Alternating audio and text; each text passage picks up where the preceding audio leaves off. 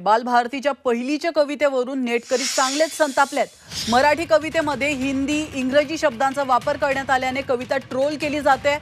बात माऊस शोर once more असे इंग्रजी शब्द कवितेमध्ये वापरण्यात आलेत। ठुमकत नाचत आला मोर वन्स मोर झाला शोर असे शब्द वापरल्याने सोशल मीडियावरून बालभारतीला सवाल विचारण्यात आलेत। इयत्ता पहिलीच्या पुस्तकामध्ये जंगलामध्ये ठरली मैफिल अशी कविता आहे आणि या कवितेच्या शेवटच्या ओळीमध्ये इंग्रजी शब्दांचा वापर करण्यात आलाय। जवळपास 5 शब्द हे इंग्रजी वापरण्यात आलेत, त्यामुळे युजर्सनी संताप व्यक्त केलाय।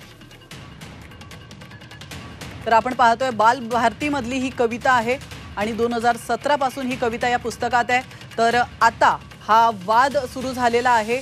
नेटकऱ्यांनी या कवितेवरून कवयित्रीला चांगलंच ट्रोल केल्याचं पाहायला मिळतं। टेबल हा शब्द आहे इंग्रजी, परंतु मराठीमध्ये तो रूढ झालेला शब्द आहे। त्याला आपण चौपाई म्हणत नाही। चौपाई म्हटलं तर मुलांना कळणारच नाही, त्यांना टेबलच म्हणायला लागतं। कप बशीला कप बशीच म्हणायला लागतं। कप हा इंग्लिश शब्द आहे म्हणून आपण काय कप बशी म्हणायचं थांबवलं आहे का? तसंच ज्याला चीअरअप करतात, चीअरअप म्हणजे ज्याला प्रोत्साहन देतो आपण आपल्या खेळाडूंना, त्या म्हणजे एखादा गायक असेल आणि चांगलं गायन म्हटलं तर मराठीमधलं उत्कृष्ट क्लासिकल जरी सॉन्ग त्यांनी गाणं म्हटलेलं असलं तरी त्याला वन्स मोरच म्हणतात ना, पुन्हा एकदा असं टाळा वाजून म्हणत नाही।